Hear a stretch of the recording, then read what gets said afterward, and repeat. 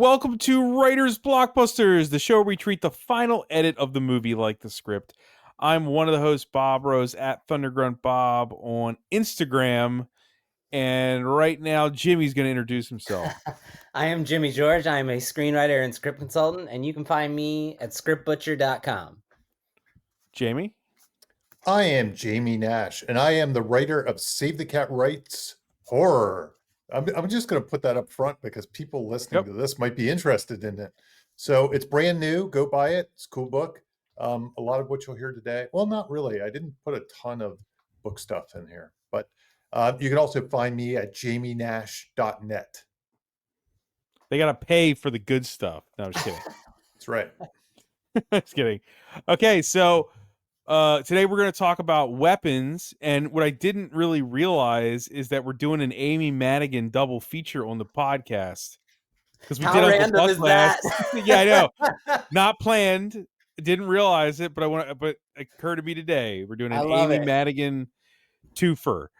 Before we get into our discussion topics, we're going to go around and just say our thoughts on this movie. Let's start with Jamie, since he wrote a whole book about horror screenwriting.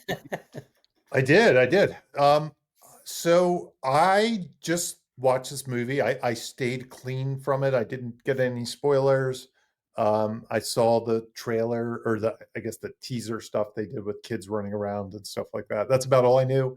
I love the actors in this movie, so I was excited to see it. I watched it and I liked it. I mean, it was interesting because I'm a 90s guy, so I like those old movies we used to see. Like I was telling the guys, it reminded me of like Go, or all the Pulp Fiction kind of.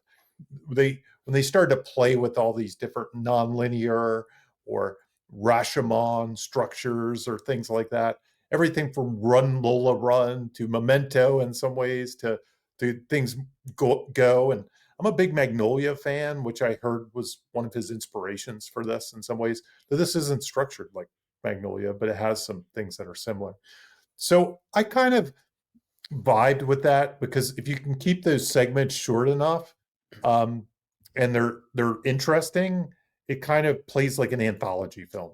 And that's the way I felt. Like this played like an anthology film to me. I enjoyed that. I started to maybe get a little bored toward the end, but then I really enjoyed the over-the-top ending. Like I have to admit, this is one of the few movies where, and I know it's polarizing. Some people hate the end. They absolutely hate the end, and they think it ruins the movie, in fact. But this is one of those movies, which I tend to disagree with, where they say, if you give somebody the last 5 minutes of a movie, that's what they'll remember. I have a feeling that's what I'm going to remember from this movie. I'm going to remember kids breaking through walls to attack. To me, that was fun to watch. It made me laugh. So I'll remember that. So the ending really paid off in some ways for me. So that's where I am with this movie, with weapons. Cool. Jimmy? Like Jamie, I managed to stay spoiler free somehow. And I just saw this yesterday, and then I watched it again today. So I've seen it twice in the last 2 days. I'm trying to decide what to save. So I'll try to keep this as short, because I got a lot to say over the course of the talk. Yeah, save it for the topics. So like Barbarian, I find a lot of stuff in this movie where characters no longer are behaving like human beings to the shit that's happening, and then so I emotionally check out, and so it's interesting and entertaining, but I'm emotionally detached as a result. And I felt that way a lot. Like this, I just think there's no way that human beings who are looking for missing kids interact with Aunt Gladys and stop trying to figure out where she's hiding these kids. Like one visit to the house would never be enough in reality. And so I check out when the explanation is, oh, they just came and the house was fine and they just stopped investigating her. Like there's a lot of stuff in this movie where like people aren't asking questions that are like natural questions to ask, because if they did, then the movie would be over sooner. And there's just shit like that I just check out from an emotional standpoint, and it did the same thing.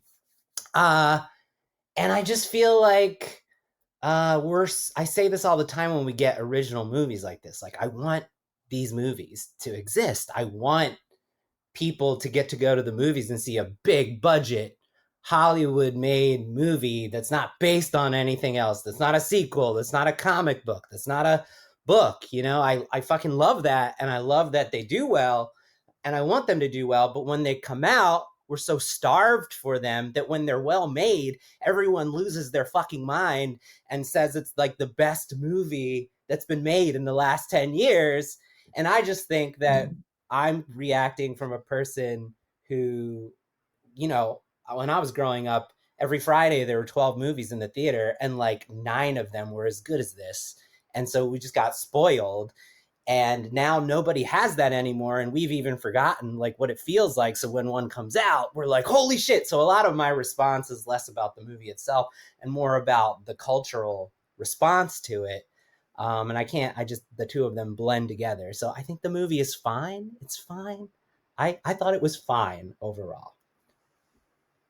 Yeah, I feel like One Battle After Another is the movie that is actually what you're talking about. Like it's like deserving of that hype, You're saying that it's like the bar is lower, so it's the bar is so low. Okay, is that everything? Yep. Okay. I really like this movie, but it's not something that I would die. I'm not going to die on the hill of this movie. And obviously, I know when we went into doing this podcast, I was like, I mean, I could probably pick it apart, but I don't know if it matters. It's one of those. I think I've said that on this show many a time where I'm like, I don't know if it matters, because the way I just like how I feel about movies often, I'm like, I don't know if it affects how I feel about it if the script is lesser. Also because much like Jamie, I kind of don't like it for the horror movie aspect. You know what I mean? Like, I could have watched a whole movie about the cop. Just the cop being Han Solo being a shitty cop who kind of sucks and cheats on his wife, and he's just pathetic. Give me that. Like, I could watch that all day. Like, the movie about a pathetic cop. Done. Like, that interests the hell out of me. But it kind of has nothing to do with the horror aspect, Like, that his segment is very divorced from the movie. Yeah. But that segment, I'm like, yeah, give me more of this. So it's like I kind of walked out being like, it didn't feel like it was a horror movie, kind of like Jamie. So I feel similar, and I think I enjoyed it all the more for that. And holy crap, like Jamie, the ending made me laugh so hard in the theater. I was laughing harder than anybody. I was like howling laughing. It was really funny. Just how over the top it got. It was kind of undeniably interesting.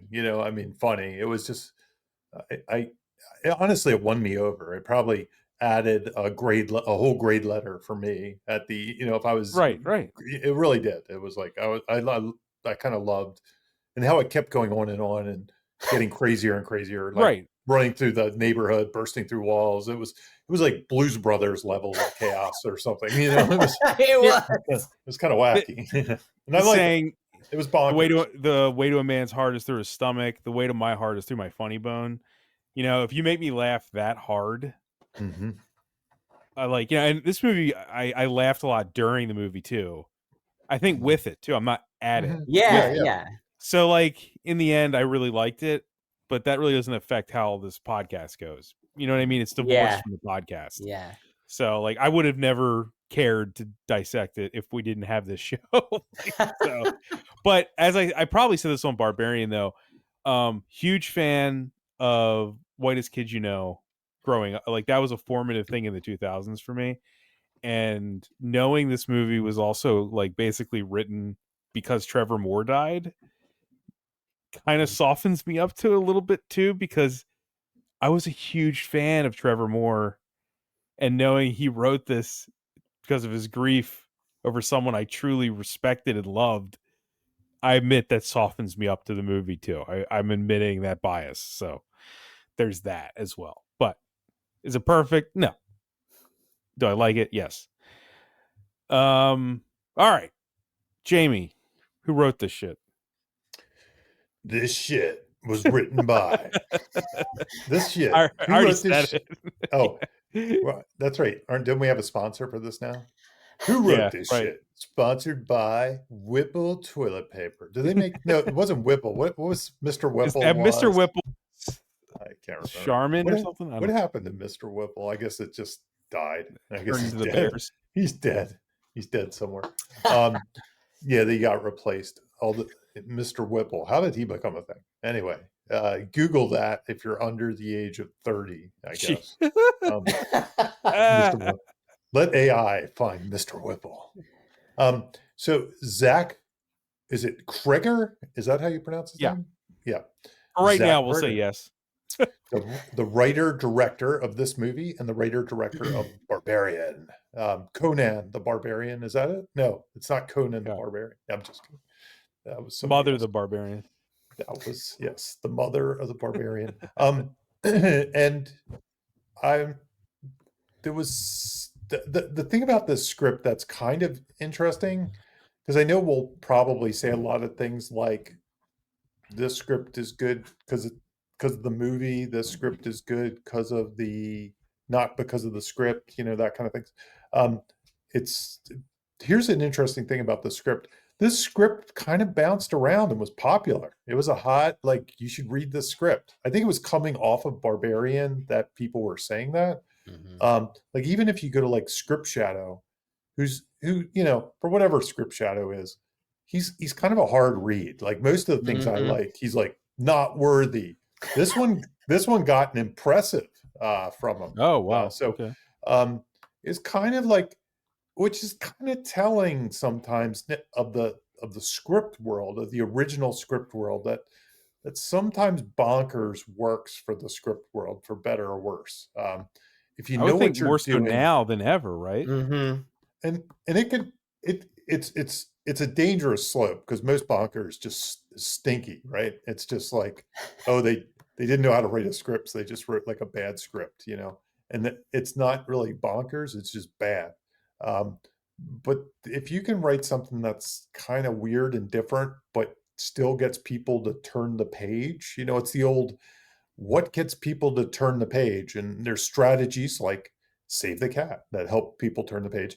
And then there's this strategy, which I think, if we're talking about the process, and I'm not sure if you have pull quotes about the process.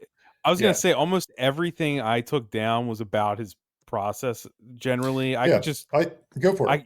I could read some of these, and you guys just you react to them, because they could help us going forward. Yeah, please do. So, first off, this is going to drive Jimmy crazy. You already knew this, though. He didn't have a plan when he was writing. I think we've talked about that, though, Jamie. I feel like back in the day, you used to say stuff about that. He didn't have a plan. Yep. He likes to write and not know anything. And around the midway point is when he starts to get ideas of where things are going. Yeah. This is an in general quote, not just about weapons. This is how he writes in general. Right. And what's interesting about this too, because I saw that quote, and what it reminded me, this is a true story.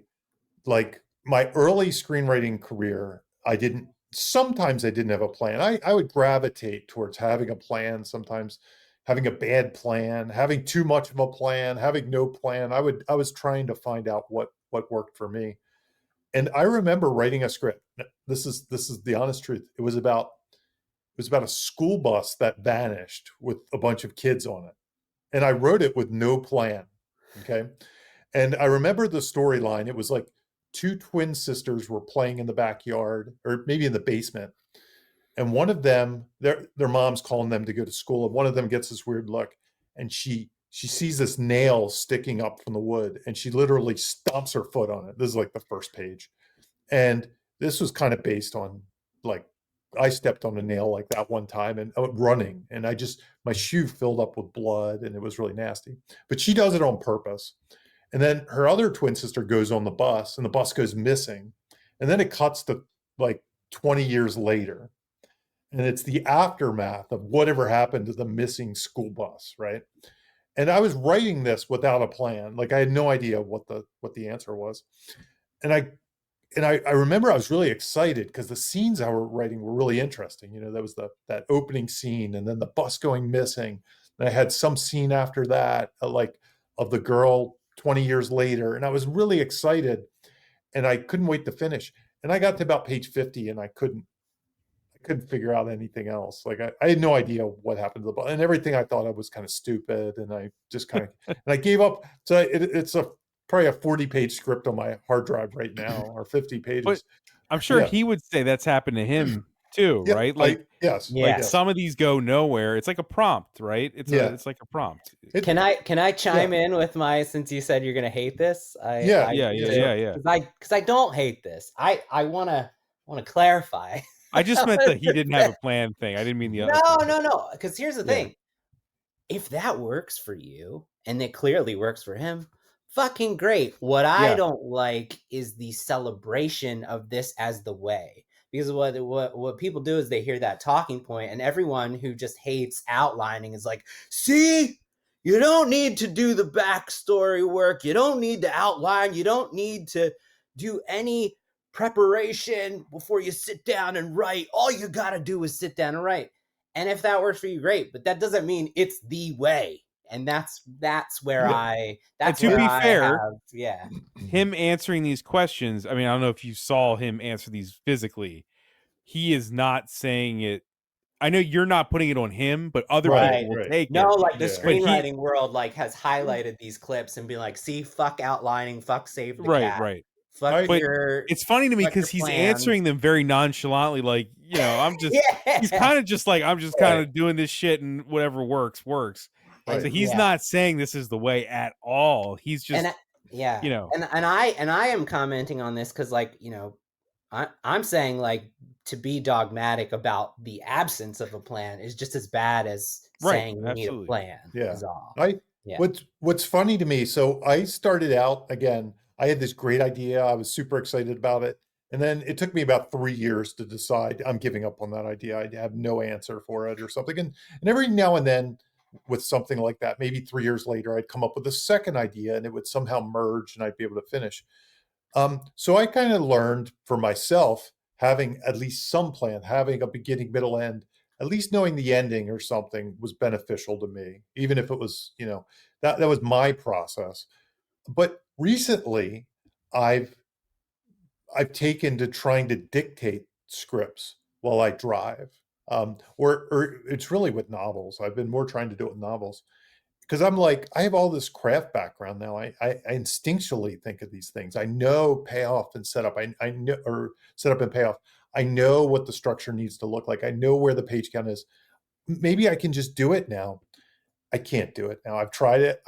I start off good. I get to the middle, and then it's all scattered and a big mess, and I need to regroup, plan, come back. So I was like, no. So the next time I tried dictation, like, and literally I'm just trying to make up a story as I go. I need to come back with a full outline. So I'm like, oh, this is the scene I'm dictating today, and I'm going to try to dictate that scene as opposed to like the big, you know, end to end like he's doing. And so even today, I can't pull off what he's doing without a lot of frustration or taking, you know, it would take me 3 times as long to do it this way. What's funny is the way he talks about this reminds me of just people doing like 48-hour film contests or something. Yes. You know what I mean? Like, obviously he doesn't have a time limit, but it's just funny because he's like he almost has a prompt. Like the prompt is kids leave their house at 2:17 at night. No one knows why. Go. And like, you know, and that's how he writes. Like it's he's like, even said that. Yeah. Like he just has that one idea and he goes. I'm kind of dabbling in these communities of novelists. So novelists, there's a thing called pantsers, and they're people that write by the seat of their pants, and it's a whole thing. And I would almost say the majority of novelists that I've encountered seem to be pantsers, like maybe a small majority. Maybe it's like 55 to 45 or something like that percent. And there's a whole, in the self-publishing community now, the way to make money seems to be volume. You make long series and they come out, you make them quickly. And there are people that write entire novels, like 100,000-word novels in 2 months. And I almost feel like there's no way most of them are writing a detailed outline before they write that, because they're just winging it. They're winging it. They're flying, and they're making money doing it. So there are people that can improv their way through an entire novel, and these are novels that they're writing in 1 or 2 drafts. And then I'll give you the alternative to that. I remember Terry Rossio used to say, and screenwriting, by the way, you're almost required to learn how to write outlines. That's the thing, because if you work in television, it's a requirement that you submit an outline to a studio before you write the script. It's often a requirement of writing a script. It's a step. So it's almost required that you learn how to write an outline. So it's probably just explain step, because people might not understand that. Oh yeah, a step is, so when you get your contract, each job, each task in the contract pays money. So let's say the first one is write a treatment. It might be the first one, essentially an outline, and then you get paid $10,000. And then step 2 would be write the first draft, and then step 3 would be do a revision, and step 4 might be optional. It might be a polish or something. And these are called steps. So you might have the first step requirement as a treatment if it's an original idea pitch, or if you're hired on assignment. And one thing Terry Rossio, who we talk about every now and then on here, word player, famous screenwriter, Pirates of the Caribbean, Shrek, all these different Small Soldiers. Small Soldiers. Aladdin. We could go on and on. What's the one with Howie Mandel under the bed? That's Little Monsters. Little Monsters. That was his first one. So what he used to say was, pants all, he didn't say, I'm paraphrasing, I'm going to use my terms, pants all you want, fly by the seat of your pants all you want.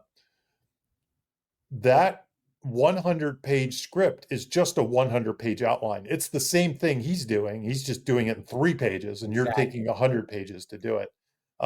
Now, there are people I've met that can't focus on 3 pages. For some reason, it doesn't get the fires going. It doesn't get the creative engine going. And they just have to write it out in 100 pages to kind of figure it out. There are people like that. Just like me, I can't seem to do it the other way. I can't seem to just write it out because I think too much by the time I get to 40. I start seeing all the flaws or missed opportunities. And I think way too much, where I'm sure some of these novel writers just are like, I'm here. I'm just going to keep going. I'm not going to look back. There's nothing behind me. They get rid of the rear view mirror and they just keep going forward. I need another 400 pages. I got to keep going. And they keep going. Yeah. I know I did what used to be called the NaNoWriMo kind of thing, which is the novel writing month in November. And I kind of had to do that because in order to get that done, it's basically write a novel in a month. You had to write a certain amount of words every single day. And it was like 3,000 words or something like that. And, to do that, you can't think backward too much. You can't go back and edit. You just don't have time to edit. So you always have to be thinking forward. For me to do that, I came in with an outline. It's not really a cheat. You can do whatever you want. But I came in with a full outline. And then every day I just knew what scene I was writing. But I couldn't do what he does. I mean, I could do it, but it would just be a 100-page outline. And then I'd tear it all down and have to do another 100-page outline. We haven't spent much time. This is Bob, I don't know if you know this, but in the writing circle, this is a common debate. I'm sure it is. This is something we haven't really ever talked about at length like that. So I'm enjoying. I was just letting you guys go. It's fine. I wasn't saying anything. I want to hear your take. I don't have a take.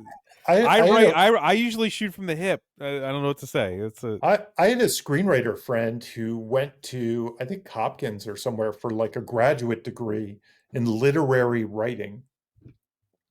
And I think they heavily frowned on outlines in that world. I've heard that. Yeah, which just seems weird to me. Why would they care? But apparently, I don't know what the art of that is or what the philosophy of that is. But I remember him coming back and saying, no, we're not allowed to write outlines.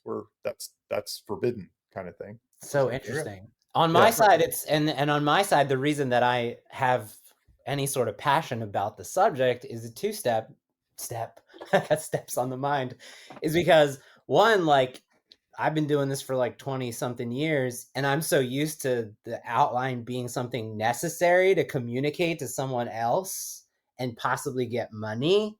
It's like like Jamie said, it's a requirement. So it's something that like naturally is the first step, for me. And then the second is, as someone who reads amateur scripts all day for a living, it's almost always the problem is the pantsing, which is so part of my process is when I identify a problem that I don't understand why the writer did what they did, it doesn't really make sense.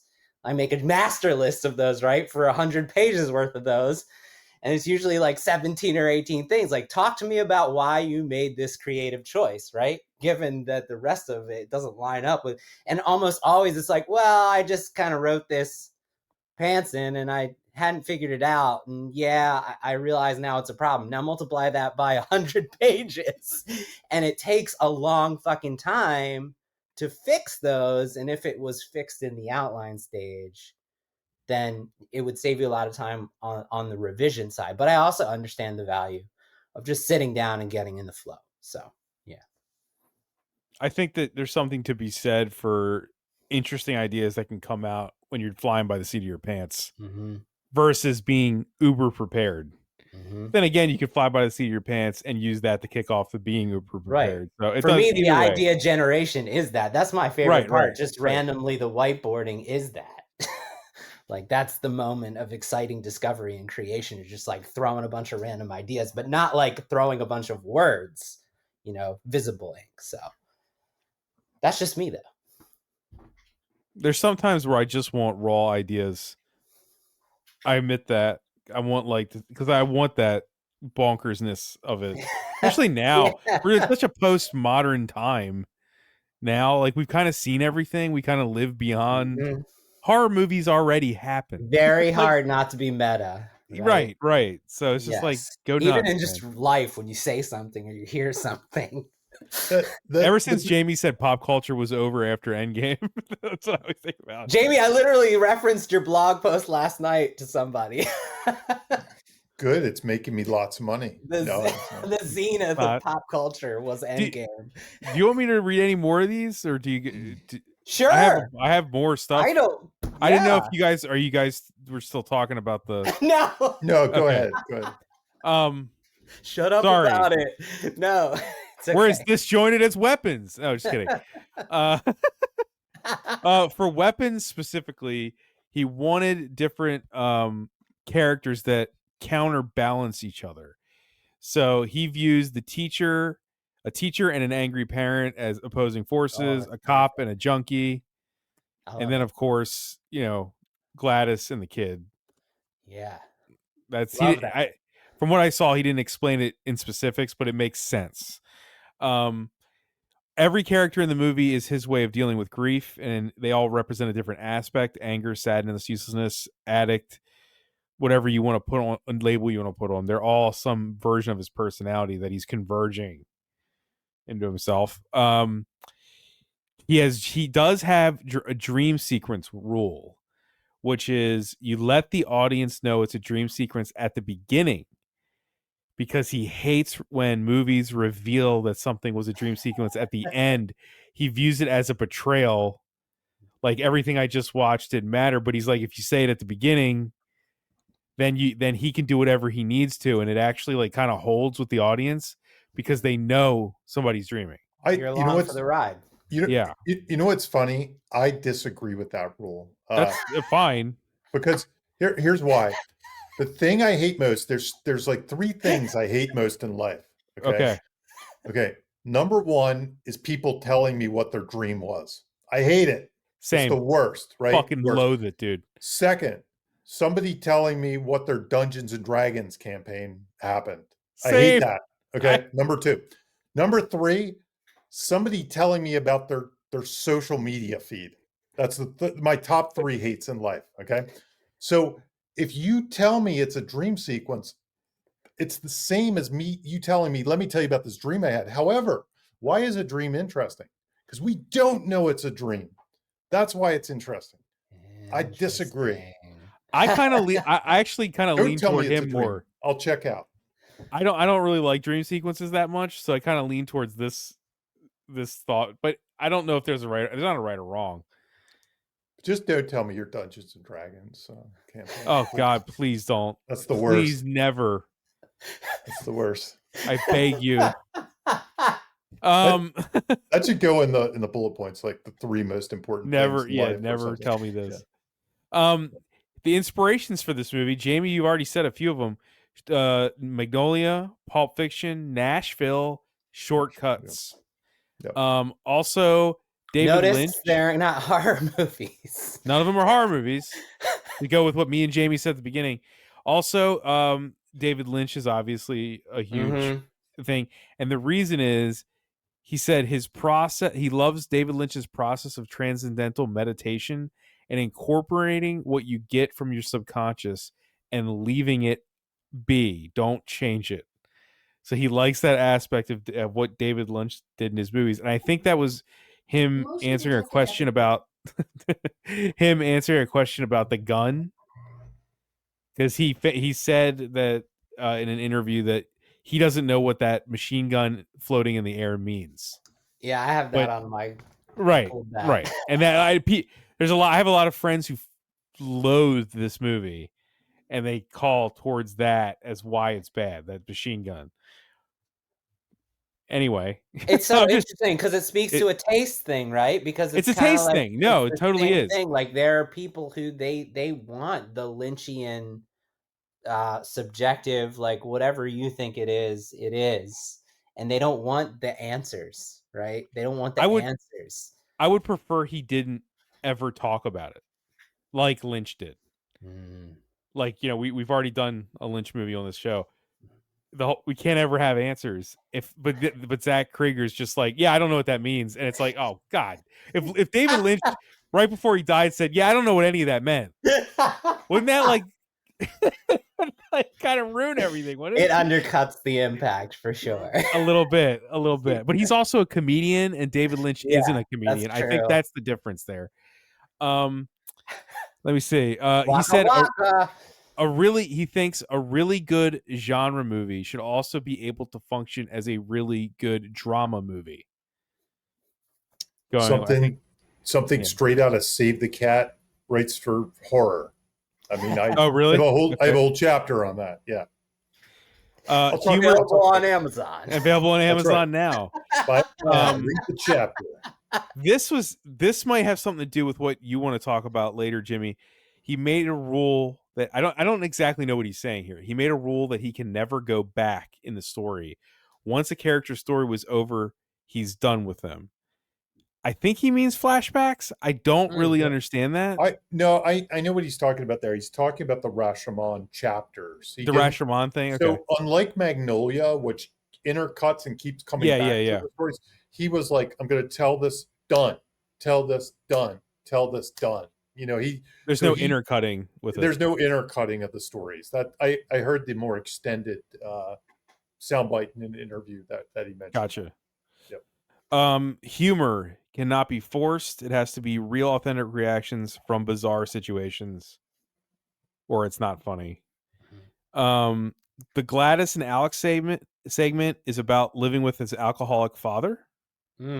That's what inspired that, and he specifically said he wasn't trying to comment on any actual national tragedies, but he's happy if people relate to the story in any way like that, which I think is an interesting writing, kind of a, lofty writing principle, is you can write stuff and people can take away big things. Because I think people take away a lot of big things from this movie, and he's admitting here that he didn't mean that. They're doing the English teacher thing. They're finding something that isn't there. Making it sound better than it is, which is my issue with the response to this movie.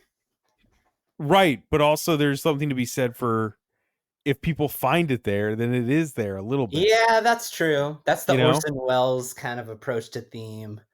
Yeah, right. I think that's pretty much everything of use that I wrote down. Those are all great. Yeah, I just wrote down stuff I thought was interesting. Mm-hmm. Oh, each character. The reason he separated the characters and showed them from subjective points of view was to allow different tones throughout the movie. He wanted tonal variance. Okay. So each character has their own tone. I mean, like I said at the beginning, the cop has a very different tone than the rest of the movie, and there's, if that's what you want, right? Yeah. Yeah. So that's pretty much all the notes that I took there. By the way, this movie has made worldwide $266 million. That's awesome. What's the budget? The budget is $10. I don't know what the budget is. 50 million or something? It doesn't seem like it should cost that much, but in this day and age, I always say that, but my 25. How's 25 sound? 25 sounds much better. That sounds better. But I actually thought it made more money than that. Me too, but it's still 260 is awesome. 260 for a small horror movie? Yeah. Yeah. Not really based on any previous IP. Fucking love it. It actually had a completely different cast, but then the strike happened and they had to recast. Yeah, they recast it. Yeah. I also think before Jamie says it, I was going to say, I think, Jimmy, a lot of the response that annoys you too is because Zach Cregger is actually a really great director. Oh yeah, no, I didn't comment on it, but the execution is so good. It's really good. Like he's a fucking fantastic director. Like I'm not commenting on that. If somebody hates the story and how it's executed, it's hard to argue that like the actual texture of the movie isn't. I'm not arguing. No, I didn't think you were. I'm just saying, movies are a whole meal. They're not just scripts, so that kind of thing can make up for holes elsewhere. Yes. Anyway, Jamie. Nope, nothing to add. No. I meant the budget. Oh. Were you not looking that up? I thought you were looking it up. It looks like you are. It looks like you're looking it up. It looks like you're doing like internet sleuthing big time on our end. No, I got it. 38 million. I got it. Yeah, I thought you looked it up when you said no, I didn't. Bob and I were waiting. Like it looked like I'm gonna get it. I was actually trying to look up the box office, like to see where it fit in with everything this year. Everything else. My Google Fu was not working very well for this year. So. I totally thought he was. I thought he was too. It's fine. It's fine. It's been a kind of a lousy box office year, I think. So 268 is pretty great. Yeah. Yep. On 38 million. Yes. Good. Yeah. All right. Monster in the House elements. The Monster in the House element, sponsored by Save the Cat Writes for Horror. So we talk about the basis of that book came from, because it's a Save the Cat book, that the Save the Cat genres that I talk about on practically every podcast and everybody's sick of. The Save the Cat genres are story patterns. So unlike regular genres, Blake Snyder came up with these 10 story patterns. He called them genres. These patterns are things like buddy love, which are your friendship or love stories. Golden Fleece, which are like road trips or quest stories, or even sports stories where teams kind of go on a road trip, go on a quest, try to obtain some goal like a heist or win a trophy or win a season like in a sports movie. But then there's one called Monster in the House. And my Save the Cat book is primarily about Monster in the House stories. What my theory of and all this stuff is just strategies and stuff to help you think. Well, my theory about the Monster in the House and how it relates to horror is all horror movies devolve into Monster in the House eventually. What I've noticed, though, is there's two types of horror movies. There's like relentless horror, the kind of horror movie that starts in Act 2 as a battle for survival. So they're locked in a battle for survival immediately in Act 2. Or there's ones where the battle for survival might happen at the midpoint. It might happen at the all is lost moment. It might happen in the finale. I think we recently did Sinners, which was almost closer to the finale, probably the all is lost moment. Jurassic Park might be the midpoint that you hit. And then a movie like Scream might be locked in the battle for survival right around the end of Act 2. And that's more relentless. The other ones are slow burn. This one, because Nope was one that we did on the podcast. And that one, the battle for survival didn't come to Act 3, but he was chasing to try to photograph the monster throughout, but he could leave at any time. He wasn't really locked in a battle for survival. And so back to the monster in the house elements. The monster in the house elements set up the battle for survival. There's a monster and there's a house that you're trapped in. And the trap is the key. There's some kind of trap you can't leave or something like that. And then there's, last but not least, the third element is a sin that somehow brings about the monster. And that there's different ways the sin kind of plays out. Sometimes it creates the monster. Sometimes it brings the monster about, and sometimes it lets the monster thrive. So for this movie, it's kind of tricky to figure out the sin. So I'm going to park that for a second. The monster is Gladys. She's the monster operating here. The house in this one, I think it's kind of like It. It reminds me of It in some ways. And it is the town, the society, the school, community, something like that. It's kind of the house. And I think it's trapping them in a weird sort of way. Again, there's two ways to look at this. One is the overall movie, and then the other one is where I believe the battle for survival starts, which I don't think starts till later on in the movie. But the trap, you could say, is because the kids are missing. I mean, you couldn't just move away and everything would be all right. You're kind of trapped. The parents have to wait. They have to wait. Find them. They have to, they're trapped in the mystery of it all, the puzzle of it all. They're trapped in, like, they can't just, their free will is taken away because this tragic event happened to them. And it's really, that's the part about the house. You need to, in a horror movie, you have to take away free will to an extent. People can't just say, you know what, I'm checking out, I'm done, and that no more monster stuff. It's like the unsolved mystery is the trap. Right. Of their child, which is something you can't give up on ever, right? Yeah.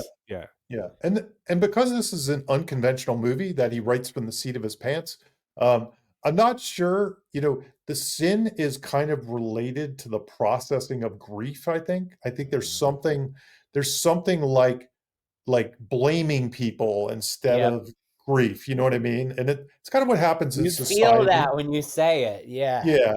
It's kind of like what we see all the time in these, shooter events and things like that, where instead of like taking a breath and looking at the real thing, there's a lot of finger pointing and maybe some finger pointing in the wrong directions and things like that allow it's almost a way, instead of processing the grief, maybe it's a way to deny the grief in some ways. Channel it into anger. Jamie, there is a line of dialogue. I'm going to look it up real fast because I have the script.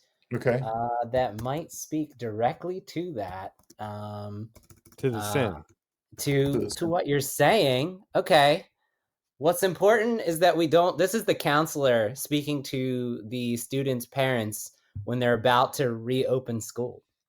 Okay. He says, I'm flying by the seat of my pants here. I'm pantsing the podcast. Yeah, there you go. What's important is that we don't judge our grief. That's not right or wrong. There's not a right or wrong way to grieve. We might experience emotions that we don't like, emotions besides just sadness. It's important not to judge ourselves when we grieve, when we feel emotions like anger. Anger is a very healthy part of the grief cycle. It can be especially powerful in instances of abandonment. And that's when the mob of parents start arguing against that. Like, don't tell me how to process my grief. And I never really connected with that until you said that. So, And honestly, I mean, he's not necessarily thinking about these things. Unfortunately, he has yet to read my book, or he didn't read it. He's probably read it by now, but he didn't read it before he wrote this. So it's not like he's thinking of these things, but it's still. You'll get a thank you at the end of the next movie. That's right. That's right. He'll probably send me an email after the podcast. Right. And say, you know what? That's exactly what I was thinking. Thanks for codifying it. Right. So I'm sure that email will happen right away. So the other interesting thing about The Sin, we've seen a lot of horror movies. I don't really have any point about this except pointing it out.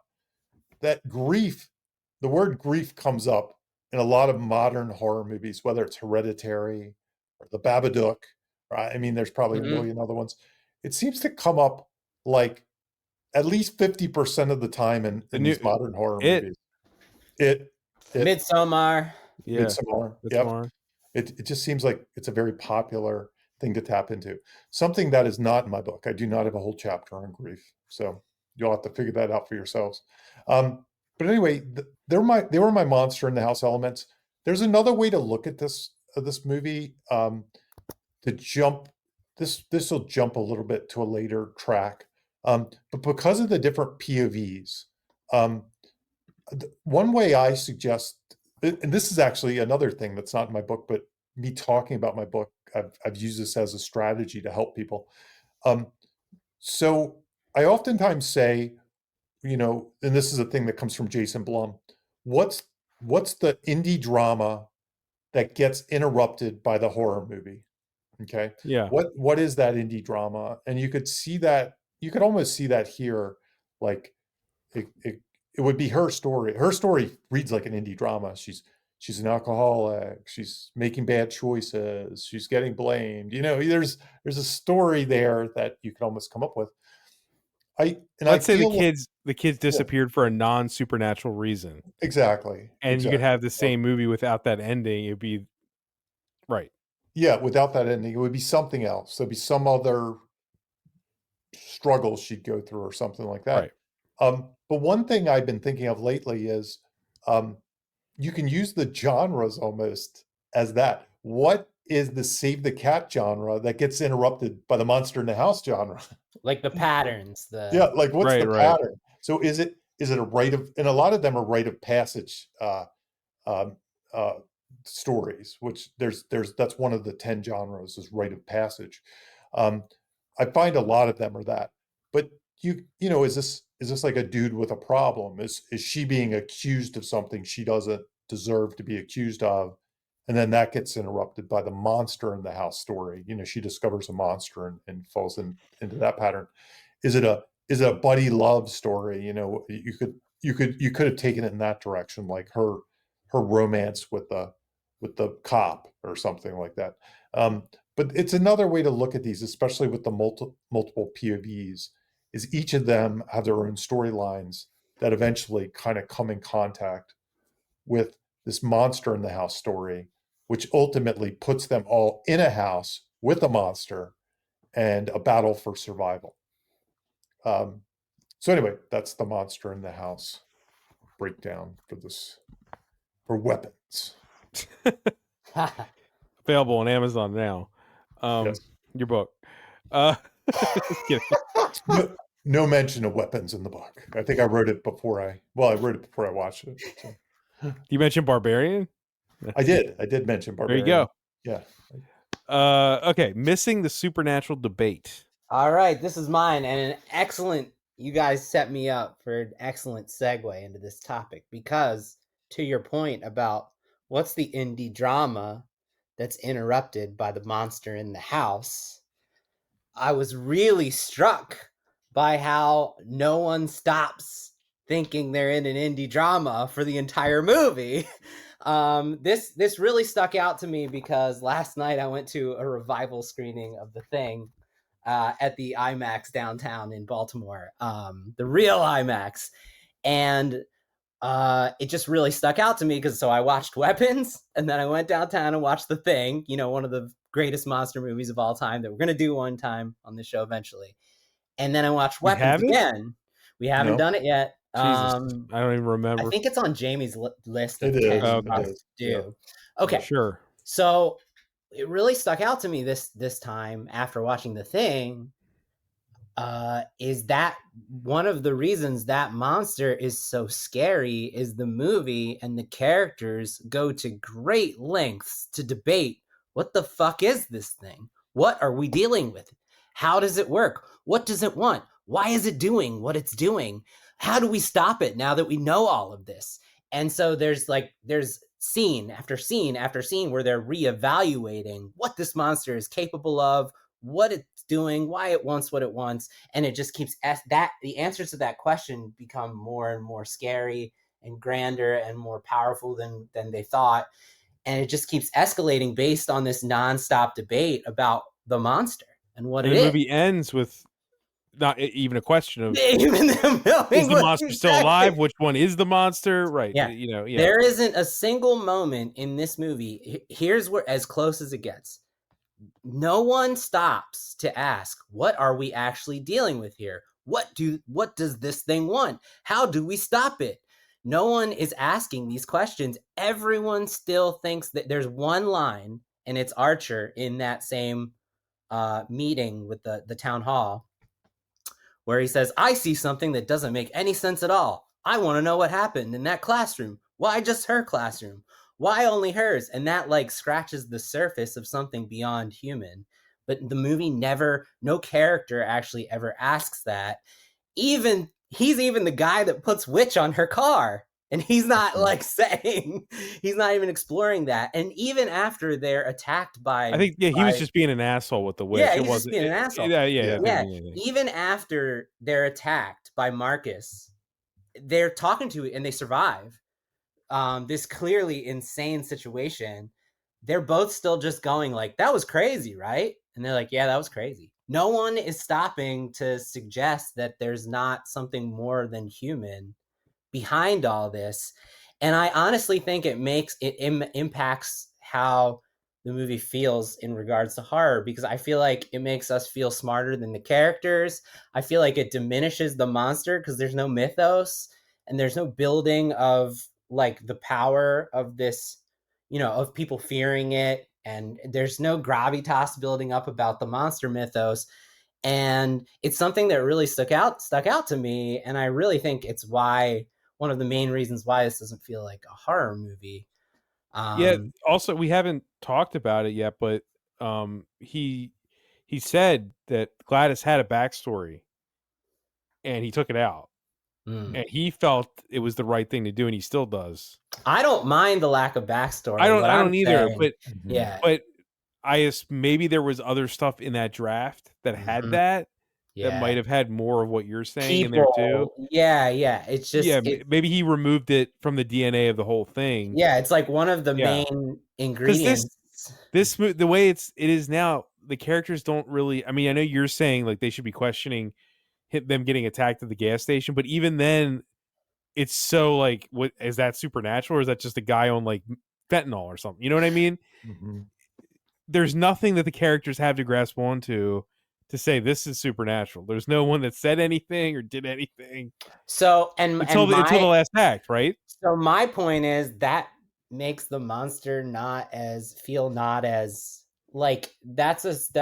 me that's a symptom of the monster not being as much of a monster as we're used to in a horror movie. The fact that no one has pushed to the point of debating whether this is something inhuman is a result of the monster's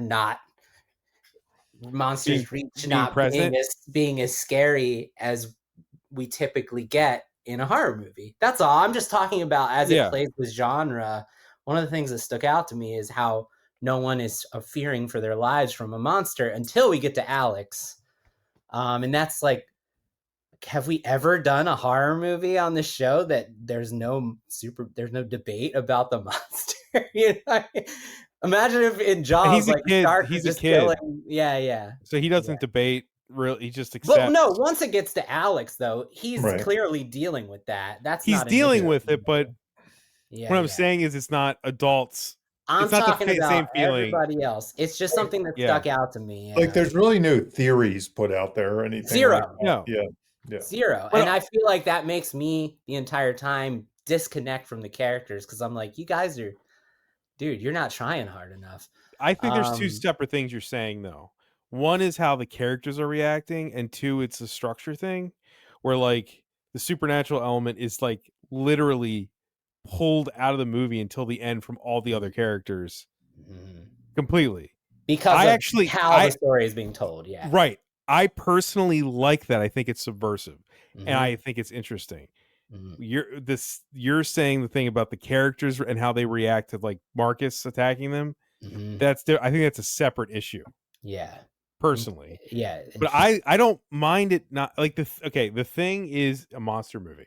Yeah. It's apples and oranges. I know. It's a remake of a 50s monster movie. Yeah. Even more so. It's in its DNA. I'm just using it as what sparked the No. I'm not disagreeing. I'm saying I think how the characters are reacting is a different problem than how the structure of the movie is. Like I don't think it's actually like a negative that there's no debate necessarily. Like you can do that with it. Like the characters just don't have a chance until the end. And that's kind of what makes this movie. I think if they knew earlier, I don't know if this movie would be as interesting to me. Okay. I like everyone not knowing what happened. You like being ahead of them? Yeah. Okay. Yeah. See, I never want to feel why? Smarter than my characters. I mean, I watched 8 seasons of Columbo. we're always ahead of Columbo. I think there's something to be said for that. Like well, it creates you want them to align with what you know for sure. Josh Brolin is the element. He's like Columbo in this movie. We're waiting for him to put the pieces together. He's figuring out who done it. And there is tension around that. I'm just saying I kind of like it's weird because it's a horror movie that doesn't feel like a horror movie. That's why we're treating it. And I'm trying to point out that that's one of the reasons. That's one of the key things that's missing from the ingredients that if you're writing a horror story, you kind of need. I mean, Jamie, would you advise doing a horror story without a supernatural debate? Or if it's a human killer, a debate about the nature of the threat? So in this case, I think it is unusual, and I think it actually would strengthen it because it would add curiosity to the viewer early on. Yes. Whereas there are cases like Friday the 13th where the campers don't know Jason's killing and he's killing people. You know what I mean? And we know we're giving his point of view. Or even Halloween for that matter. She's just babysitting and doesn't really know what's going on. So there are times when it makes sense. But we have Loomis who's spouting all of this from fucking page one. He's doing crazy killer. I think if you put like this big mystery in the front, it almost like I don't know, it got people talking even before they saw the movie. Like, what is this? What's going on? It does feel kind of unusual that he doesn't seem to care about that part of it too much. Like there's no real like breadcrumbing us to the answer. It really just nobody knows. I think that's what makes it notable. I think that's what makes it more notable for people in general. I don't think it's a lesson to be learned. But I think it's an aberration of a movie that usually you'd use the mystery as the thing that makes you turn the pages. It's like, and especially since this is a mystery, that's like the core emotion that we're being driven by. Like, where are the kids? What happened? But no one's going. I feel like Josh Brolin's character is enough to sustain it for me. Gotcha. He really is trying to figure it out. Yeah, that's his function of the movie, right? Yeah. I mean, she's trying to as well. I mean, she's trying to talk to Alex and things like that, and she's motivated because it'll save her from being the pariah. It'll save her from. But but we never get the nuggets of it, like the teases, the thing. There's no praise to killer speech. There's no one that knows Gladys or anything, which is a companion. Like that doesn't exist because the debate doesn't exist. It's an interesting point that I didn't really consider, but I think that's why I feel like this movie doesn't, it feels more like Go to me than it feels like Hereditary or something. You keep saying Go. I don't know why. It's such a weird choice. It's like I think. Well, we won't talk about Go. I'll bring it back up later on. It's a Christmas movie, right? Is Go a Christmas movie? I think so. Remember. Yeah. This was originally supposed to be a Valentine's movie. Interesting. Yeah. I think like a lot of the stuff we can talk about is because it's defined as a horror movie. Mm-hmm. When it's really just a weird movie. Right. I don't know what category I throw it in. Genre whiplash instead of a tonal whiplash. Yeah, something like that. It's just like a weird movie that in the video store you'd put it in horror, but it's like it's just weird.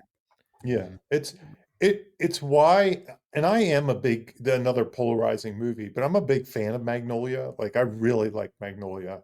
And Magnolia is this weird movie that has We should do frogs. Magnolia sometime. All of a sudden there's this, frogs raining down on and that's a much more serious movie than this in some ways, dramatically and things like that.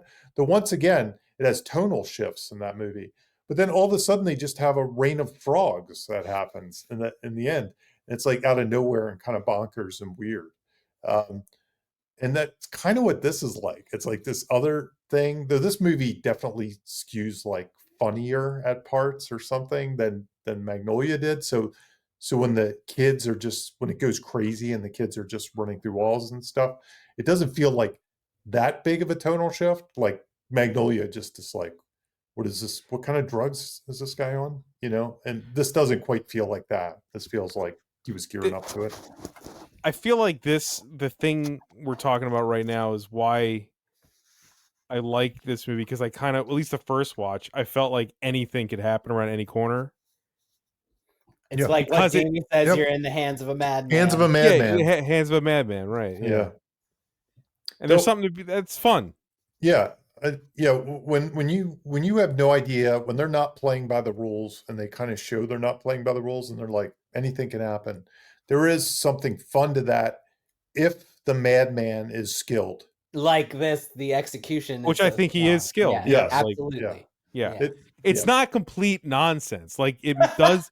No. Like let's take the structure out of it and everything. Like I think it mostly makes sense, at least to me. Like, you know what I mean? In the end, it makes sense. It makes sense. I'm not arguing that. He's not a madman in the way that's like. No, it's not like. It's very cohesive. Yeah, right. I'll tell you another polarizing movie that's a madman is Spring Breakers. That I love movie. It. Yeah, and that's but this is a lot more commercial than Spring Breakers. Spring Breakers is like made to make people angry. Yes. It's literally trolling the audience. Yeah, it's like a troll. Yeah. Like the whole thing is like a troll on the audience to me. When I saw people walked out of the theater, sure, like at least 20 people walked out of the theater. Yeah. It was incredible. So I don't think this movie's a troll though. I don't feel like I don't think so at all. No, I don't think so at all. I think Barbarian was in some ways more of a troll. A little bit, yeah. Yeah, I think that was like, I'm going to throw this mother thing at you, haha. And it's like, what? This isn't even the same thing. It's like completely different. I think this movie's like a natural step in his evolution. I do. I agree. Maybe the next one it'll be like a save the cat right down the line. I actually hope it's not. I know, because then it would be to get more. No. Yeah, then it would be kind of sad. I don't know. Did you have anything else on this one? No, it's a great point though. I thought it was interesting that from minute one, everyone watching the audience is going to be wondering what the supernatural force is behind this, and no one in the story does. And I think that's interesting and probably informs why a lot of people don't like it. Some people, it's really polarizing. I have friends who loved it and hated it vehemently, like telling people not to see it. They hated it so much. Okay. The go to the classroom scene. One of our favorites. I must have moved this around in my list here. Okay. Well, I'll this one was mine. Okay, Jamie, wait. Jamie, do you want to explain this? We haven't done this pull string in a very long time. Yeah, and actually, we've only done this on. I look back.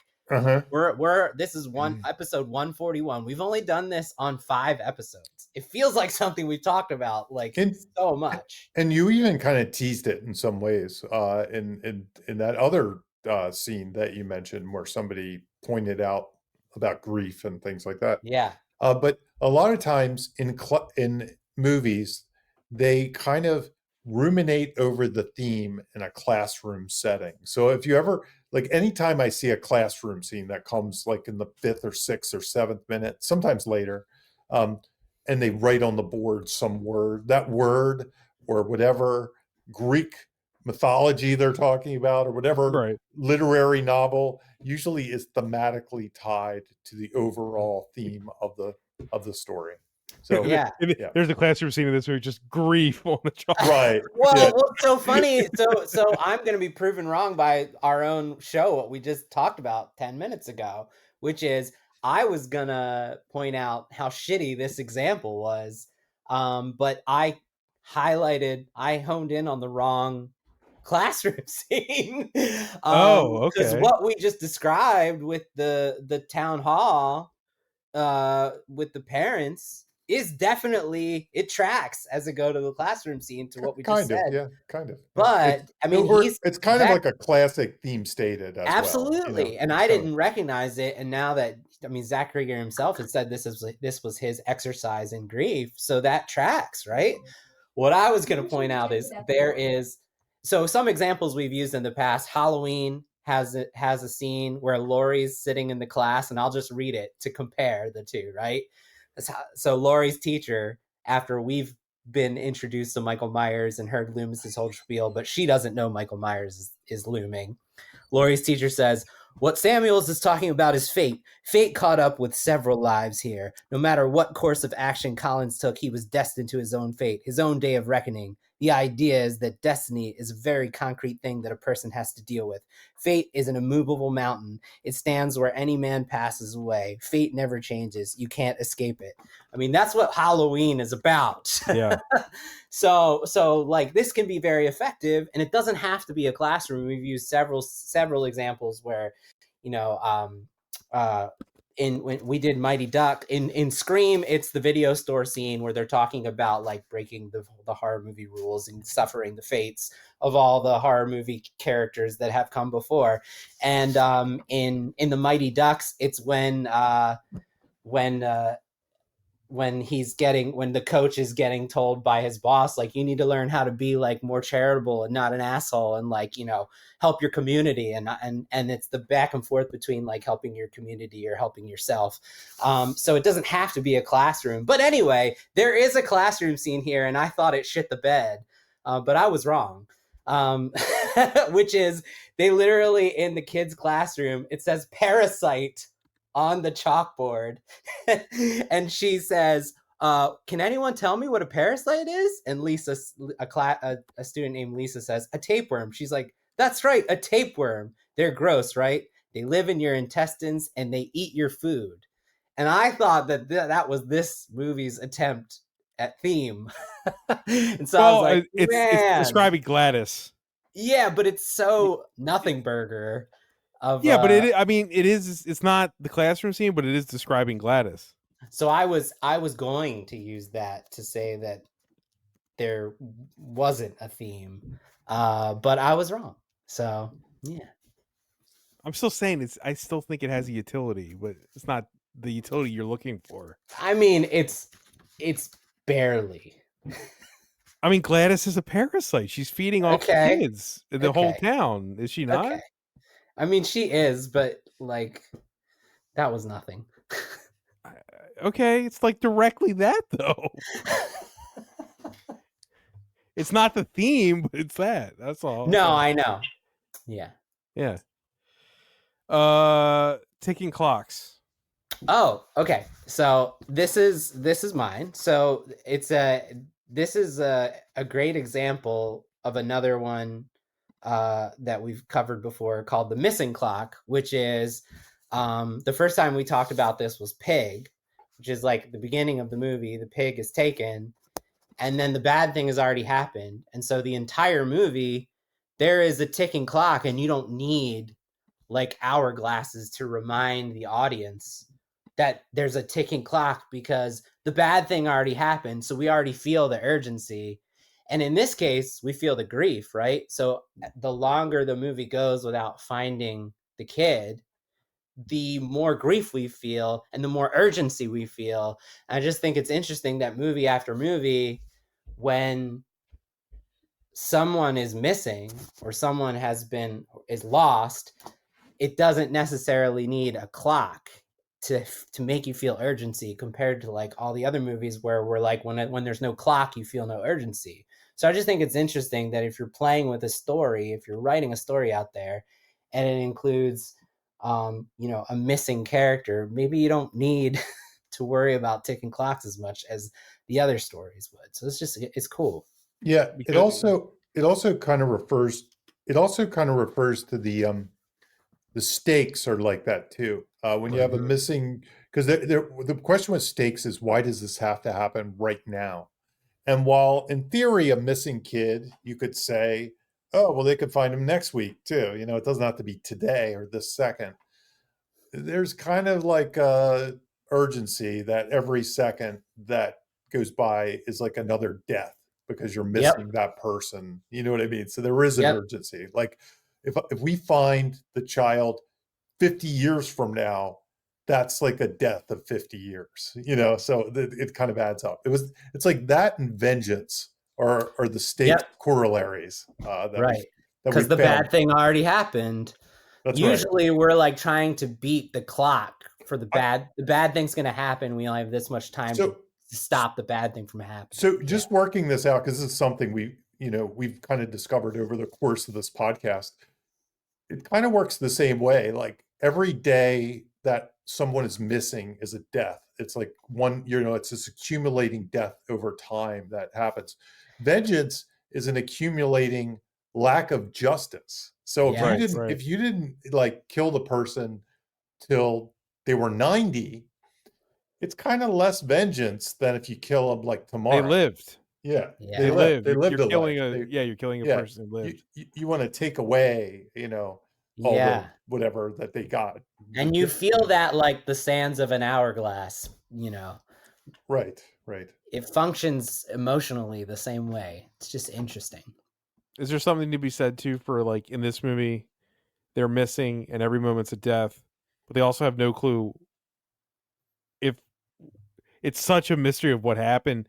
It's a phenomenon. It's not one person. It's a phenomena of an entire classroom. So it's like the pressing issue of entire classroom's full of that. It's not just one child's missing. It's the whole classroom. We need to figure this out as soon as possible because it just makes no sense. Yeah. And they also know the kids did it of their own volition. Yes. Which makes it more. Yes. Right. It's just more pressing somehow. It's ticking louder because of all those factors. Yeah. Mystery boxes and empty payoffs. So this is mine, Jamie.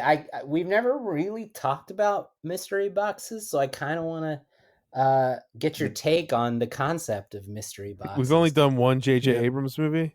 Yeah. I don't even. Which one? Rise of Skywalker. Oh shit! The worst. The worst one possible. Go for it, Jamie, and then I'll bounce off you. It's funny. Like my two favorite J.J. Abrams movies probably don't have a mystery box when I think of it. Same.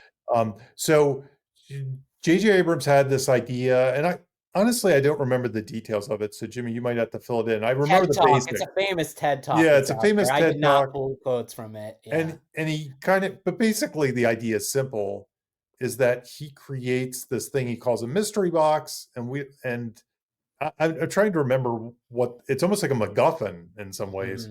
Mm-hmm. It's not like a MacGuffin, but it's almost like it's pretty much just listen to the title. Yeah, you're not going to tell the audience what's in it. You always tease what's in it. You always tease mystery. It's lost. It keeps the attention coming, and it's kind of what we talked about. When we said that it doesn't seem like the writer director of this movie is that concerned about the mystery box. Like that's not his point. It's almost in the background. It's almost the ripple effects in some ways. But J.J. Abrams is all in on the mystery box. Like he would be, and for better or worse. I mean, if you think of Lost, worse. Like he's constantly adding to the mystery and making you think more about the mystery. Yes. And throwing that's clues why I out in the brought it universe. up. So that's perfect. That's a that- perfect explanation for this. That TED topic. Talk is why I didn't watch Lost. That's not a well, joke. And to your point, Bob, I know you haven't watched it, but I mean, we're not going to get into Lost here, but like, you know, season 6 finale kind of proves your point about that not being the best approach. It doesn't answer the question satisfyingly because he didn't have the answers. Just winging it for 6 seasons. Yeah, JJ's, I don't know if his TED Talk's really this, but it almost feels like his process is not to figure out the mystery. Yes. I love Lost, by the way. It's my favorite TV show. I just pretend season 6 doesn't exist. So no shame. That's why I never watched it, because it's literally my favorite show. Yeah. So for all that shade I just threw. So the reason I brought this up is, I'm kind of like using the term to explain the start of the discussion when these aren't necessarily the same as that mystery box.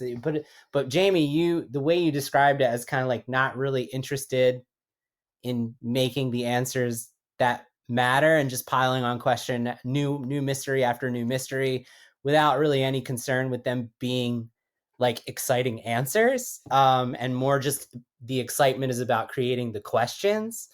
And I see this a lot in scripts where like I'm turning the page and the intrigue seeds are planted and there's such great, interesting questions. And like, I'm like, man, this client is killing it. Like, I am so excited to answer the questions. And then the questions are about as unsurprising and boring as, like, I had already answered them in my head, but I was just assuming they were something more exciting. And then they aren't. And I see scripts like this a lot, so I'm particularly sensitive to this. And Bob, maybe this speaks to why some people were, more of the polarization. So I'm going to go down a list. Definitely. I'm going to go down a list of some of the questions that this movie plays as if they're like really crazy questions, and then they answer them with the most predictable thing ever, which is, who painted the car? Well, it turns out it was the one guy we know is really pissed off at her. The one guy we thought probably did it. He did it. Okay. Why are the windows covered with newspapers? Well, Aunt Gladys is really sensitive to the sun. She's sick. And she's just sensitive to the sun. Well, I thought also she doesn't want people to see what's going on. Yeah, but it's like nothing interesting or exciting. It's just the most basic expected answer. What's with all the Campbell soup cans? What is this crazy weird shit with all the soup cans? Well, they're just feeding people soup. Where were the kids running to? Well, they were running straight to Alex's house, exactly the place we thought they were running to. Like, what's this mystery map location? Like, the most basic answer is it's Alex's house, and it turns out to be Alex's house. Why do all the kids flee? What's so special about 217? Well, that just happens to be the time when Aunt Gladys completed her ritual. Like, there's nothing special about it. It's just the moment that she actually completed the ritual. There's nothing deeper. Why do the kids wave their arms like that? To quote Zach Cregger, from the first moment, I was like, they just run like that. I don't know why. It doesn't matter. Good and visual. Like you said, and like you said about the gun, he literally said, I don't know. I don't understand it. So all of these, he shouldn't answer these things. He shouldn't I know that's not a writing thing. I'm just saying he shouldn't be talking. The movie is constantly throwing us these questions because it plants them as they're these huge, really weird fucking questions that don't have they have completely basic, predictable answers that you've already checked the box, and it just like double checks the box. And that when that just keeps happening over and over and over again for a person like me, who's like excited for the answer and like less excited about the vibes and the aesthetics, and I want whoa, like, what is this mystery? And then you just tell me, well, the soup cans they're just feeding people soup. Like, I get really like, man. And then when it just keeps happening over and over again, oh, they're literally just running to the kid's house. I thought there was going to be some weird thing, like there's some strange, like supernatural location in the town. Like, I don't know. It was just, oh, they're just in the basement of that house that we already know is creepy. Okay. It stuck out to me that, unlike, for instance, like Memento, where it's planting one seed, non-linearly planting one question after another, and then every answer is like a completely like unexpected twist about the story and the characters that you could have never expected, one after the other after the other. Why is this happening? Holy shit, that's crazy. Why is this happening? Holy shit. It's just, I see this a lot, and I think that it's important that if you're going to plant mystery boxes, that you need to have really exciting answers that are not predictable, or else maybe don't dramatize and romance the question, is all. I would way rather watch this movie than Memento. Well, yeah, I mean, God, listen to that episode. You can hear it in my voice. Sorry. No. Jamie, do you read a lot of scripts like that plant these big grand mysteries and then it's kind of like, oh? I'm not sure if I end up with that too often. I'm trying to think of, like, usually there's an imbalance of, like, the mystery. Usually it ends up more like this script. It does end up like this script where they don't have the patience to tease out the mystery as much, and they don't have the patience to plant all the setups that then pay off in a Kaiser Sose sort of way or something like that. But admittedly, it's one of the trickier. Anytime there's a mystery present in any story, that's why some people say the hardest script to write, and I've never functionally done it, is a murder mystery. Right. For that reason. Rian Johnson, right? The balance, the balance of that. You answer a question with another question and another question and another question. Yeah. And then to do that and also pay off character arcs and themes and this and that, blah, blah, blah, and have it's one of the hardest things to do. It's kind of on my bucket list of things, because I've never totally done a murder mystery kind of script, or even a mystery like this to an extent where it pays off in the end. It's almost like this isn't even a mystery movie. No. It's very strange, because at its core, there's a very interesting mystery. What happened to the kids? They all disappeared at night. That's like a really compelling hook, but he doesn't really seem to care about that too much. If there's any actual mystery box, it's that. Yeah. Yes. Yeah. There's another version of this show that's a TV series that lasts for 6 seasons. And in the 6th season, right. That's what Bob won. Yeah. And right. J.J. Abrams produces it. Oh boy. No, it's you almost think like the oddities of this are coming from like his background as a comedian or something like that. I don't know. I don't have an answer for it, but it doesn't feel like a mystery to me, even though there are mysteries in the movie. And it could be like, I would imagine it's really hard to write a mystery, like a murder mystery, by the seat of your pants. Yeah, dude, the pants thing. And that's what I was taught. That's why I brought it up. It feels like the answers are unsurprising because the time wasn't spent. Now, maybe they did like 7 drafts and I'm just being an asshole. I think those kind of movies or books, probably you need to know the end, because then you need to seed things and twists and turns and blah, blah, blah, and this and that. So you almost have to know the end before you begin. And he said he didn't figure out the end until he got midway through writing this. So. Unless you're like so brilliant, you can pull a Kaiser Sose and take all the things you just randomly said in the beginning, and in Act 3 just pay them off magically into a perfect bow. You know what I mean? Like the actual Kaiser Sose did.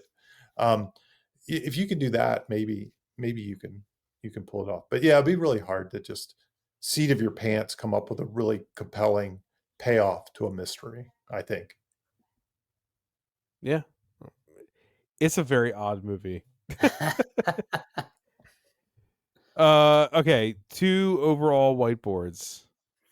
Whose is this? This is mine. So to bounce off what he was saying, being inspired by Lynch, the last time we talked about this topic was Mulholland Drive.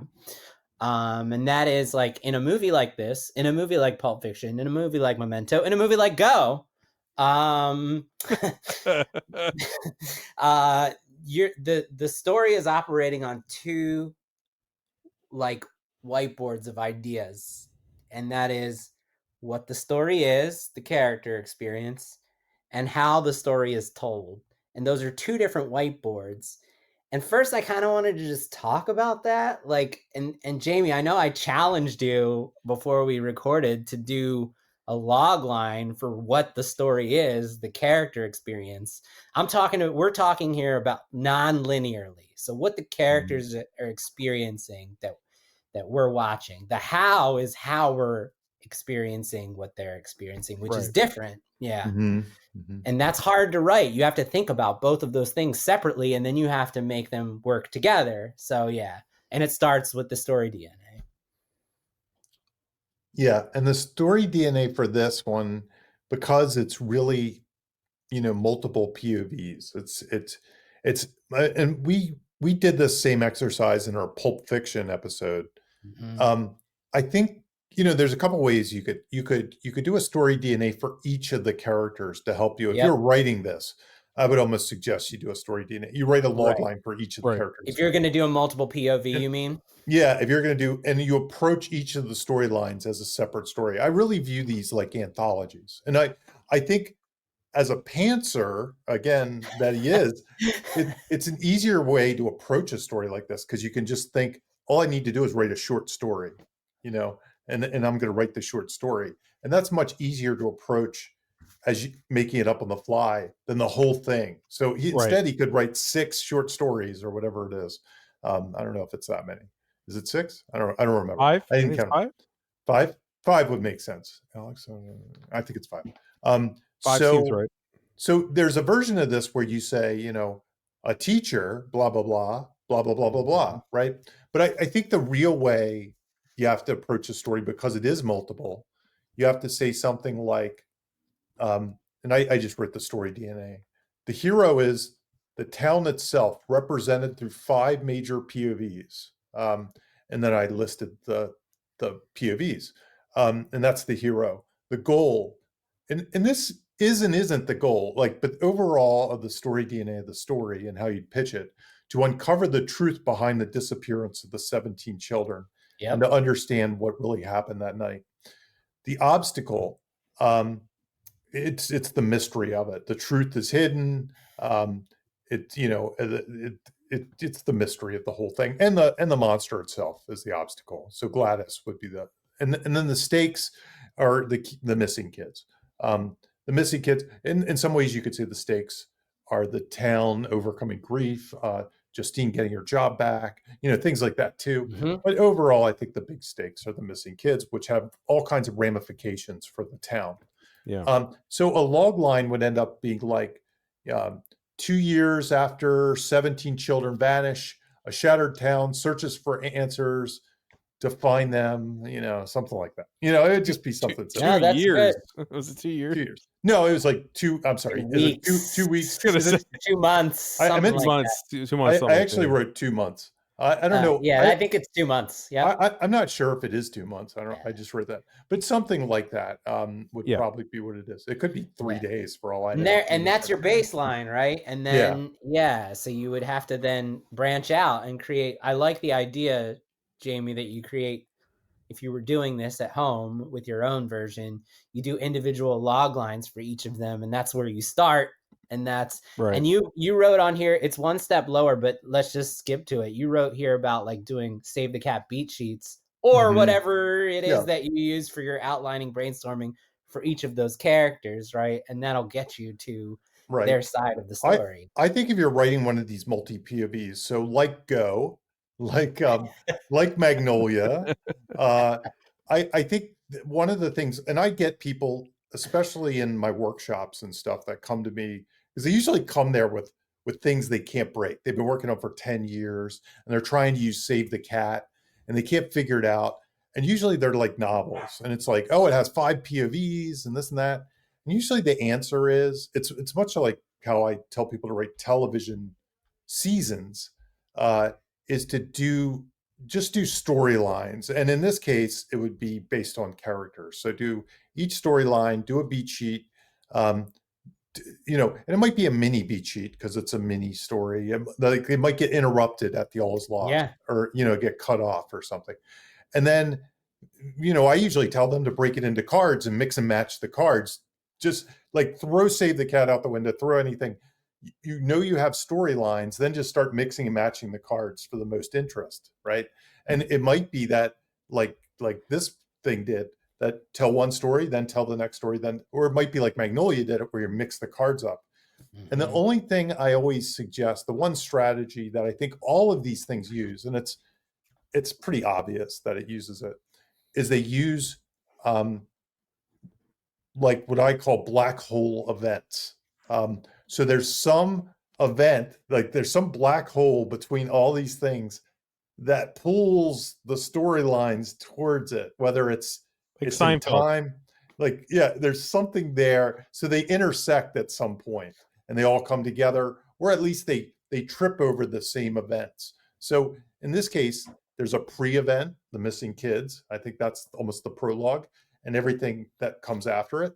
And then there's kind of there's other events that happen throughout, like the attack at the gas station and things like that. But then there's the big event at the end when they all end up together in the same scene.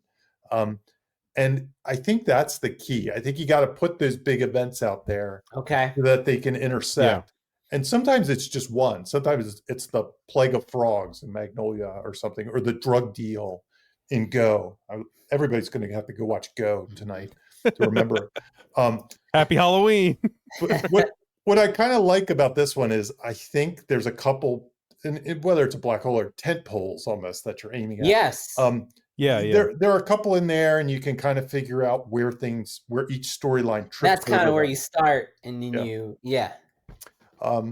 brainstorming. But anyway, that's usually my advice: is separate beat sheets, come up with the tent pole, the big moments where things intersect, or things might become one scene or something like that. So then you might, if you're brainstorming and you do the cards, where you're kind of what I call the blend. I call it it's the blend. I got that from a TV person. If you find two cards that are at the party or something, or in this case, two cards are at the gas station, you might decide to make those just one scene as opposed to two different POVs. You might show two different POVs. It's your call. And then you have the how, which is in this case. So what we talked about on, for instance, Memento and Pulp Fiction, is the non-linear structure was the most we figured out. So I'm not going to recap what we figured out specifically. If you want to listen, you can go back there. We figured out, and in Mulholland Drive as well, that the how was the most emotionally satisfying and thematic way to tell the story. That if it was told linearly, the story's not as emotionally satisfying, not as interesting than it is if it's told non-linearly. For instance, in Pulp Fiction, the non-linear structure allows for the movie to end with Julius learning the thematic lesson about a life of crime in a way that, even though that last scene doesn't take place last on the timeline, it takes place in a way that makes it clear that Julius has grown to become more aware, more self-aware, and more aware of the world that he's in.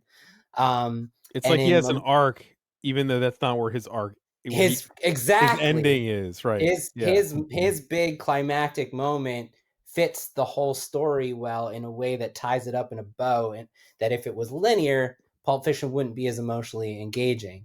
And then the same thing with Memento. It's it's a perfect premise specific gimmick, which is a man whose memories are fragmented, and it's a guy who's putting together the mystery of his fragmented memories that he's losing. And so if it was told linearly, it wouldn't work. You wouldn't get the intimate connection with him, with what it feels like to not remember these things, right? And then to finally have realizations that you then forget again. So in this case, I think the movie doesn't work unless you you experience it this way, right? First, Justine, I think the movie is less emotionally satisfying if you experience that linearly, right? If you saw Gladys show up at Alex's, and then if all of these things happened in order, it wouldn't be as cool. Or so I think it's interesting. And then Bob, to your point, he said he chose the nonlinear. He had a reason to do the nonlinear, which is the segments gave him freedom to explore a new tone based on the character. And I think that's really instructive, because a lot of times when I'm reading scripts that are doing a gimmick like this and the gimmick doesn't work, it just feels wrong and nothing's landing, I will ask the writer, like, why? Talk to me about why you did this non-linearly as opposed to linearly, right? And they'll say, well, I just thought it would be a fresh take. And it's like, well, it's only a fresh take if it fits the material, right? Right. So you can't just do it because it's a cool idea. You have to do it because it's the best way to tell the story. So I think this is a good example of that, especially with the tone. What's interesting is a lot of the vitriol for this movie that I've seen is people hating the structure specifically. Mm-hmm. That was the thing that I liked the most about it. No, it's interesting. It's so weird because in the 90s, like every movie we saw was doing stuff like this with structure. Like for a while, like every other movie you saw was doing something weird with time or POV or something. It just was the norm. So to me, this is like very normal. It just, people haven't, it almost got to be like tired. Tired. Yeah, because it was done too much. Like so it went away. It was like, oh, another one of these. Why don't people just tell like an ordinary story? The reason it got tired is because people were just doing it to do it. People were doing it. They didn't have a reason to do it. Yeah. Unlike Go, which unlike Go. I was gonna say, if you ever listen to the not the Go commentary, if you ever listen to like the True Romance commentary with Tarantino, he admits that it's a better movie because Tony Scott made it a linear movie.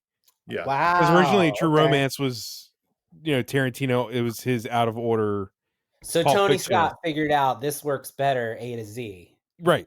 And yeah, which and Tony Tarantino Scott would know. Tony Scott would know, and Tarantino admitted it later on in life. So I've never heard that. Yeah. So, but the original script was completely out of order. So, well, we already did multi POV, right? So Sam Raimi's Rules of Horror. Sam Raimi's Rules of Horror. So this is an old interview Sam did, and you have to understand that Sam Raimi does a lot of things tongue in cheek. So when you watch his Rules of Horror, he's like, if you're going to make a horror picture, and that's me talking, not Sam, in case you confused it. But he gives 3 rules of horror. The innocent must suffer, he says, right? These are in my book too, because I actually think there's something to each of these. As silly as in tongue-in-cheek as he's trying to make it sound, I think there's something. So in horror movies, innocent people must suffer. That's kind of a thing, as opposed to bad people suffering, which I guess probably is true of some horror movies, but for the most part, if you really want to scare people or make them tense or make them squirm, it's usually innocent. There's some innocent person that's suffering. In this case, the children are super innocent, but also most of our heroes are relatively innocent by the karmic laws of film in some ways. The guilty must be punished. So look at the people who actually die in this movie. And in some ways, they're guilty of some wrongdoing. The drug dealer is, the funny thing is the drug dealer comes off as the nicest person in this whole thing. And it's weird how like the drug, I don't know if I'm. He's got tensity. I'm imposing like Jason Mewes on him. He's got like the most humanity. Or he's not even a drug dealer. I guess he's an addict. But he's simultaneously callous and compassionate. Yes. Yeah, there's something I feel the most empathy. Criminal. I feel the most like I don't know. I resonate with him in some ways the most in a weird sort of way, and I don't rob people or take things to the pawn shop or anything. He comes off as if he had money, he'd be a fine person. Yeah, he's simple-minded. He wouldn't be a bad guy. But he dies. The cop is guilty of the cop is guilty of adultery. and hitting him and everything else, Yeah, and he dies. police brutality.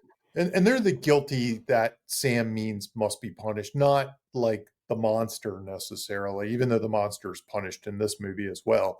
I don't think in a lot of horror movies the monster isn't punished. In most they are, but some of them they aren't. They go on and live. They live the evil another day. His third rule is the hero must taste blood to be a man. And here's something I've found with a lot of horror movies I've watched over the years is that character arcs usually go, somebody has a lot of grief. They don't necessarily learn lessons about grief along the way. Instead, they just go through this horrible, horrible, traumatic experience. And we get a sense that because their inner hero is forced to come out because of the battle of survival, that they will somehow be a better person and Right. just they'll smell the roses or something on the other side of this, and they'll slightly be better just through what they've been put through and what they've actually shown their best self sort of through the horror, or at least one side of their best self. So they're the three rules of Sam Raimi's rules of horror. There's also one more that he said was being tested in the lab by the Coen brothers. The dead must walk.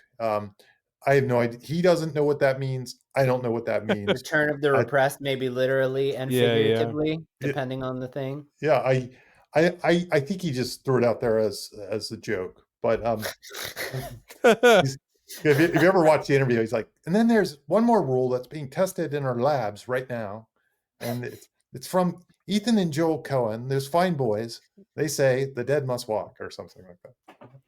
I mean, they're trolls to begin with, so. And they're trolls. You can't trust anything they say. So the taste blood to be a man in this movie specifically, I don't think we actually said it.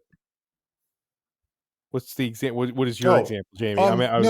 Honestly, I just think it's the two main heroes. Justine and Archer. Yes, going on a rescue mission to save the day and facing horror and a battle for survival, right? But coming out the other side, knowing that they can survive the worst possible thing, the worst possible horror, and we assume they will be better for it on the other side of this movie. I mean, she had to kill her lover, right? Yes. Okay, the not so secret weapon. So this is mine, and I thought it was great that, like, I pointed at the screen. Yeah. In weapons, there is a not so secret weapon. I totally did the Leonardo DiCaprio meme. Right at the screen. There it is. So yeah, the not so secret weapon we've done ad nauseum, but I don't care. I'm going to talk about it just as excited as I always am. So this is something that we've discovered over the course of the show. So this is a specialized person, place, thing, or scenario that the hero uses in the climax to help them succeed. It's not just a Chekhov's gun. It's the most important setup. And when you can disguise that setup and bury it, it lands even stronger. There is some famous examples is Luke using the Force to blow up the Death Star, crossing the streams in Ghostbusters, the oxygen tank in Jaws, Cecilia using the invisibility suit in The Invisible Man, Duchess Mudd camouflage in Predator, the dead and buried Alt-verse Doctor Strange in the Multiverse of Madness, which we were just talking about, the well camera in Nope, singing Christmas carols in Elf to save Christmas, the Black Phone in Willow that we did. It was his cheap magic trick that he ends up using. I was about to say Willow. Yeah. And in this one, it is the thorned tree branch that Gladys was using to control everyone.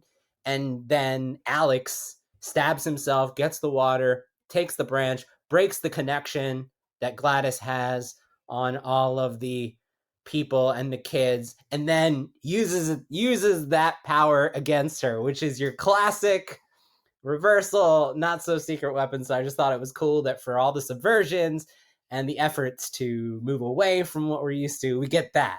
It's undeniable. See, he knows how to do it straightforward. Absolutely. Yeah, there you you gotta go. learn. You gotta know the rules to break them. He's not always trolling. Emotion is not retroactive. I feel like you touched on it earlier a little bit. I right? did. And I feel bad going out on. I just went on a positive. Maybe I will nix this. And we'll just. Oh, you sure? Yeah, I like going out on a positive. Yeah, they'll have to go to our Patreon to find this one. Right. Okay. Well, then I guess that's it then. Yeah. Okay. That last one feels like a mystery box a little bit. That's a mystery box. Right. I don't have a satisfying answer to tune in next time and you'll find out why the message me. What the hell is that? Emotion is not retroactive. Yeah, it sounds like one of those engagement traps. Message emotion, and we'll send you. No, it sounds like a TikToker's like the title of a TikToker talking about therapy words. Y'all, we got to talk about the fact that emotion is not retroactive. That's right. To click on my post. Yeah, right. Right. Oh man. Well, I guess that is due to Jimmy. That is now the end of our timeline.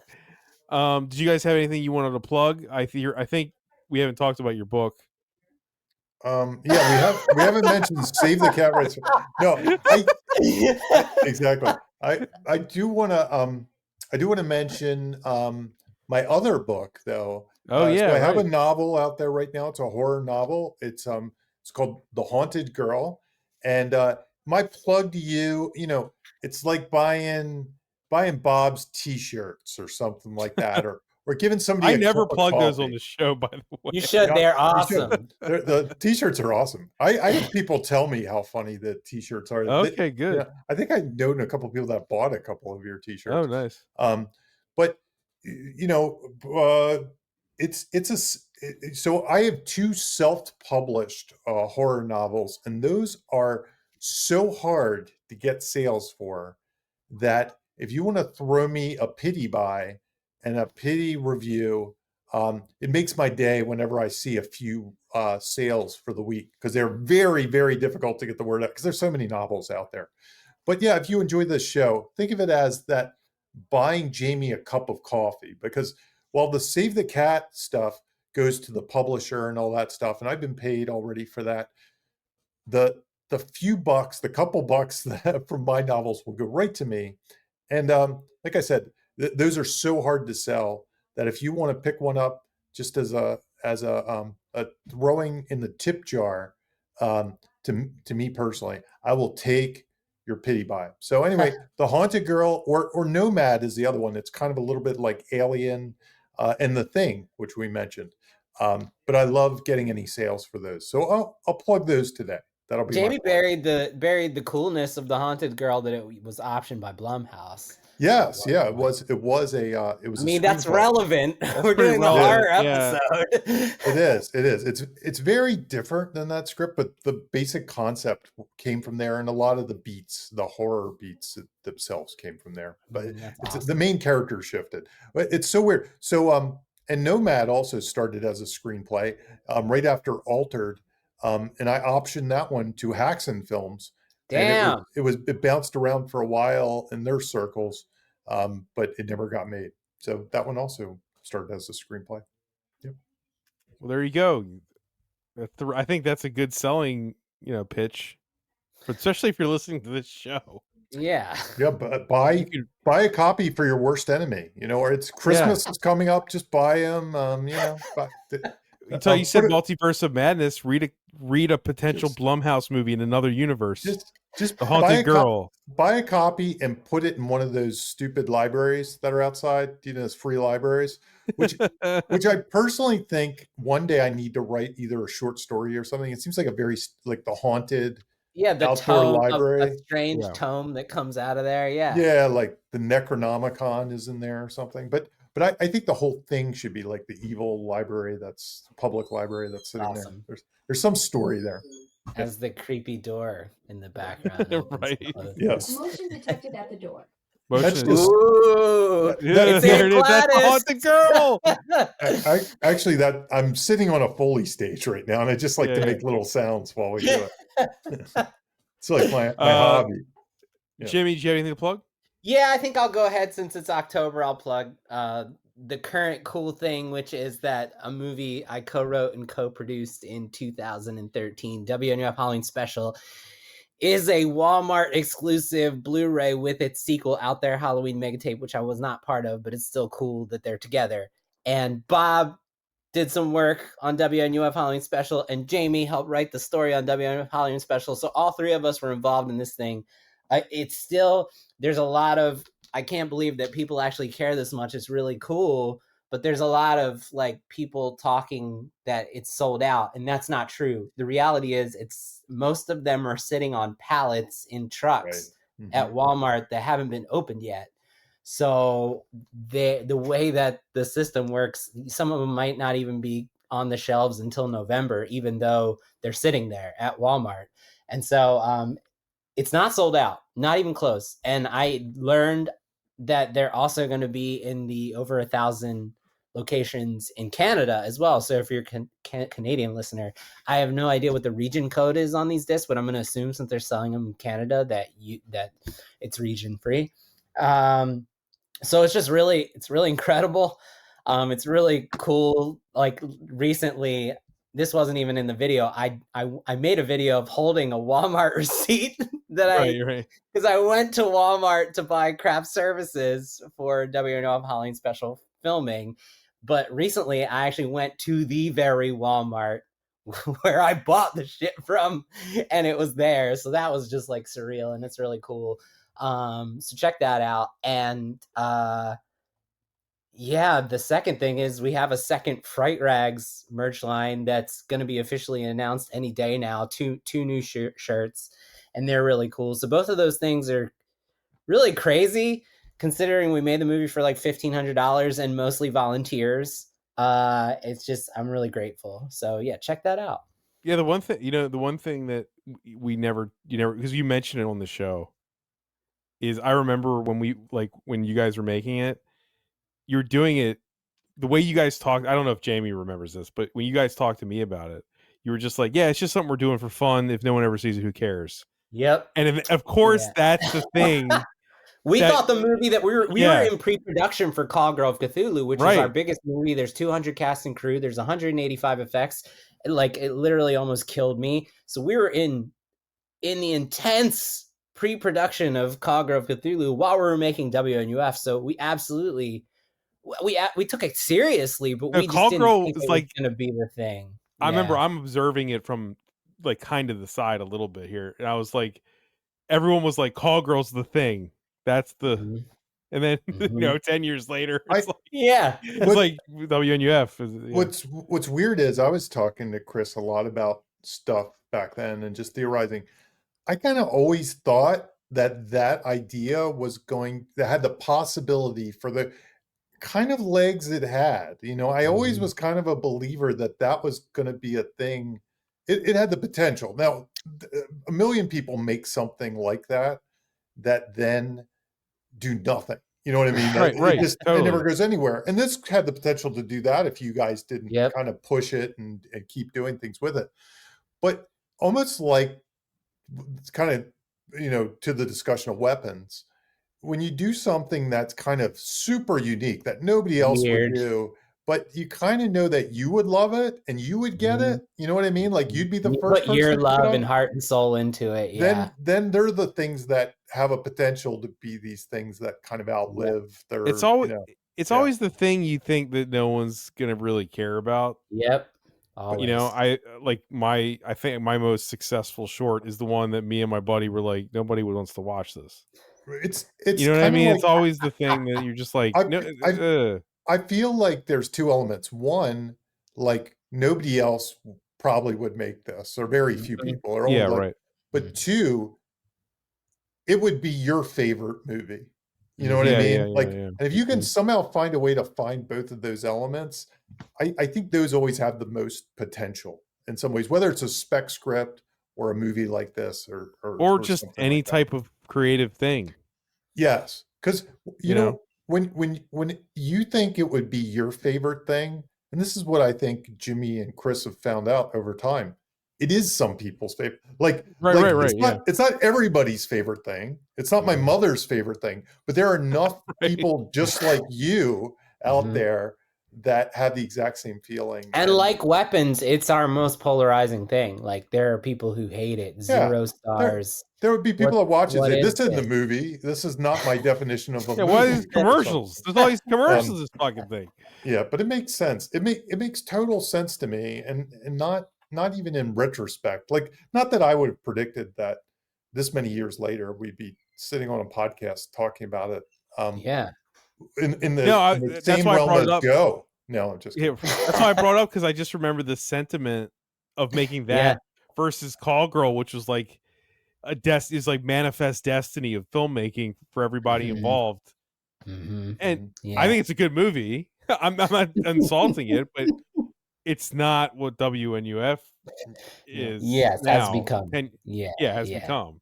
But having worked on both, one was Monster, and then we had a few really good launch pads, which was New York Times did a story, and then Red Letter Media covered it. Right. And so the two of those combined just like skyrocketed.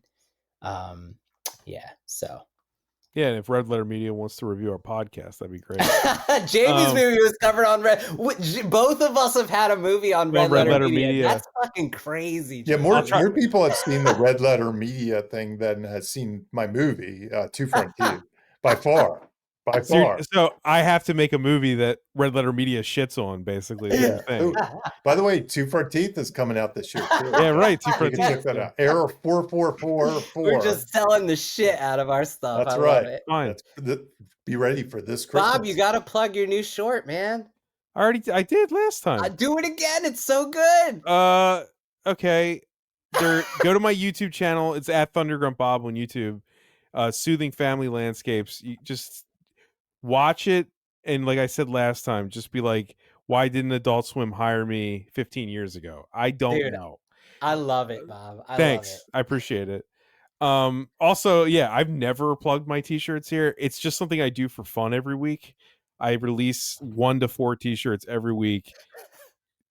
They're very crass and vulgar, and sometimes they're just not suitable for humans. But go to my Instagram and you'll see them all over Instagram, and the links are in the bio. But I love them. I look forward to them every week, man. It's just something I do for fun. I make very, very small amounts of money, but it's welcome. If you just want to look at them for fun, you can follow me. There you go. But they're very not safe for work. Just so you know, they're not safe for on work. Purpose. Depends where you work. Depends where you work. It depends where you work. True. They're not safe for the office, probably. Right. Yeah.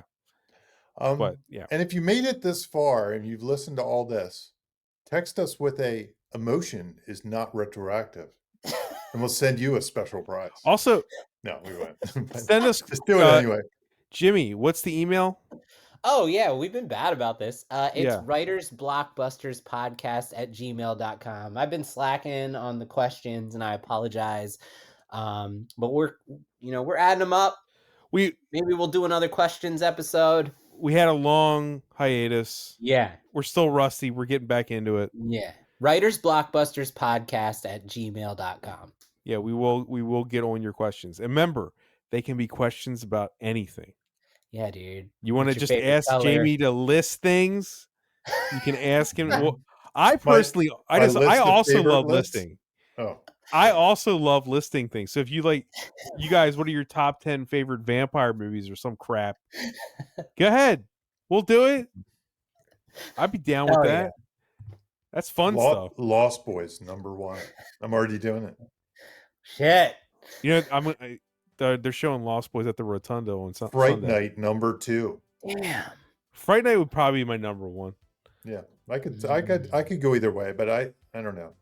There's something about Lost Boys. Lost Boys is on my 10 list, so we'll be doing it someday. Near Dark, yeah. The listing has begun. Yeah, it's gone. Bob, that's supposed to be a question. Yeah, okay. Well, ask us the question and we'll keep doing it. I think that's everything. Thanks for listening, everyone, especially the last 10 minutes of rambling. But yeah, love it at first bite, number 4. Yes. My best friend's a vampire, number 5. Oh my God, yes. Vampire in Brooklyn. Oh man, I love Vampire in Brooklyn. I don't care. I love it. No, I fucking love it too. It's great. I love it. All right. Blade? Oh, Blade. I forgot about Blade. I mean, yeah, obviously, fucking Blade. Oh man, Blade and Blade 2. Perfect Not 3. cinema. No, not 3. All right. Thanks for listening. Bye, everybody. Bye-bye. Hey, this is Bob Rose, and thank you for listening to Writers Blockbusters. If you'd like to financially support the show, please consider joining my Patreon. I've been producing the podcast for several years completely out of pocket, and I'd like to keep producing it ad-free and no longer at a loss. If you'd like to help, head on over to patreon.com/Bob Rose Sucks. That's right, Bob Rose Sucks. And if you want the one and only Jimmy George to help polish up that writing project you're kind of struggling with, head on over to scriptbutcher.com. As a listener, you already know he's the best there is, scriptbutcher.com. You can also support the show by simply sharing it or leave us a review on Apple Podcasts. We appreciate both. Thank you for listening, and see you next episode.